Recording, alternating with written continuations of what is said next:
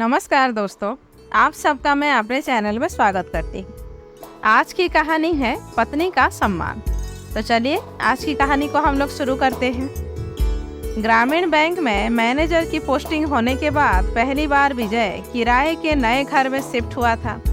पर आज ही सीढ़ियों से फिसलने के कारण रागिनी के पैरों में जबरदस्त मोच आ गई। डॉक्टर ने घर पर आकर पट्टियां तो बांध दी, साथ ही साथ सख्त हिदायत दे दी कि चलना फिरना बिल्कुल मना है। एक सप्ताह पहले आए नए घर के आसपास कोई जान पहचान के लोग भी नहीं थे।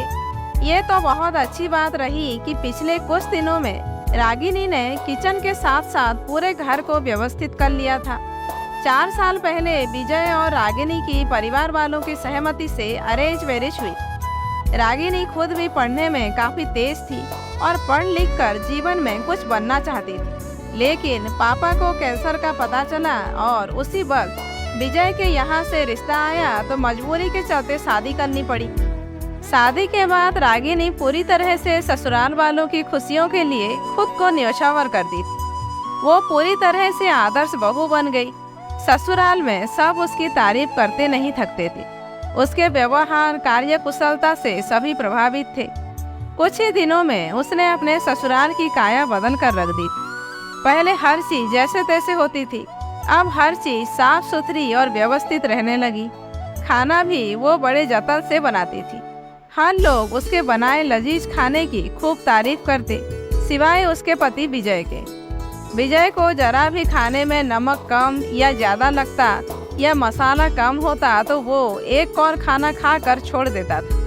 परसों खीर में थोड़ी चीनी कम क्या हुई, रागिनी के लाख मिन्नतों के बाद भी उसने खाने को दोबारा हाथ तक नहीं लगाया। सबसे ज़्यादा विजय को मटर पनीर पसंद थी। कुछ दिनों पहले जब मटर पनीर बनी और मटर थोड़ी गल गई तो भी विजय ने खाना नहीं खाया, जबकि घर के सभी सदस्यों ने खूब मज़े से खाए। रागिनी के लाख मिन्नतें करने और मनाने के बाद भी विजय खाना नहीं खाता था, और विजय जब भूखा सो जाता तो रागिनी भी भूखी सो जाती थी। महीने में कई बार ऐसा होता था। अब पहली बार विजय नौकरी के लिए घर से दूर आया था। रागिनी को पलंग पर अच्छे से सुलाकर विजय आज जिंदगी में पहली बार खाना बनाने का ख्याल से घुसा। किचन में हर चीज रागिनी ने व्यवस्थित रखा था। विजय ने एक तरफ थोड़ा सा चावल गैस चूल्हे पर चढ़ा दिया और दूसरी तरफ थोड़ी सी दाल एक पतीले में चढ़ा दी। फिर वो थोड़े आलू प्याज लेकर भुजिया काटने लगा। काफ़ी मेहनत के बाद बहुत ही बेहतरीन ढंग से आलू और प्याज कटे। उसे आभास होने लगा था खाना बनाने में बहुत मेहनत लगती है। 2 घंटे की मेहनत के बाद उसने किसी तरह खाना बनाने में सफलता पाई। एक थाली में भात और कटोरी में दाल और प्लेट में भुजिया लेकर वो पलंग पर रागिनी को अपने हाथों से खाना खिलाने लगा। वो कौर कौर रागिनी को खाना खिलाता जाता था और रागिनी बड़े आराम से खुशी खुशी खाना खाती जाती थी। खाना खत्म होने के बाद विजय ने रागिनी से पूछा, कैसा लगा खाना? रागिनी ने कहा, बहुत अच्छा। मैं कितनी खुशनसीब हूँ, आज जिंदगी में पहली बार पति के हाथों बना गर्मा गर्म खाना खाने को मिला। विजय ने सुनकर बहुत खुश हुआ। आखिर 2 घंटे कड़ी मेहनत करके उसने खाना बनाया था। खाने की तारीफ सुनकर वह फूला न समाया। उसे लगा उसकी मेहनत सफल रही। रागिनी को खाना खिलाने के बाद वो खुद खाना खाने बैठी। उसे जोरों की भूख लगी थी। दाल भात मिलाकर थोड़ी भुजिया को कौर बनाकर जैसे ही मुंह में डालकर विजय ने चबाना शुरू किया, तेजी से बेसिन की तरफ दौड़ा और मुंह का सारा खाना बेसिन में उगल दिया। चावल अधपका था, दाल में नमक बहुत ज़्यादा था, भुजिया भी कच्चा था। ऐसा घटिया खाना रागिनी ने बिना कोई शिकवा शिकायत के खा लिया, सिर्फ इसलिए कि मैंने इतनी मेहनत से बनाया था। छोटी छोटी बात पर पिछले सारे खाना न खाने वाले वक्त की उसे याद आने लगी।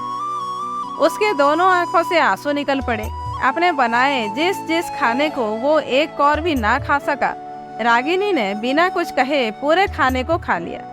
विजय रागिनी के सामने सर झुकाए हाथ जोड़े धीरे से बोला, पिछले 4 सालों में कई बार खाना ना खाकर मैंने तुम्हारा जो अपमान किया, आज खाना खाकर तुमने मेरा कितना बड़ा सम्मान किया, मुझे माफ कर दो। रागिनी ने मुस्कुराते हुए कहा, दूध गर्म कर चूड़ा के साथ आज खा लीजिए। 1-2 दिनों में मैं ठीक हो जाऊंगी, फिर आपको कभी शिकायत का मौका नहीं मिलेगा। इसके बाद कोई भी ऐसा वक्त नहीं आया जब रागिनी का बनाया खाना विजय ने खुशी खुशी ना खाया हो। एक बार खाना बनाने में लगी मेहनत ने विजय पत्नी का सम्मान करना सीख गया था। तो दोस्तों, आज की कहानी यहीं पर समाप्त होती है। कहानी कैसी लगी कमेंट करके ज़रूर बताइए। अच्छी लगी हो तो एक लाइक कीजिए, जानने वालों को शेयर कीजिए और ऐसे ही वीडियोज आगे देखने के लिए मेरे चैनल को सब्सक्राइब करना मत भूलिए।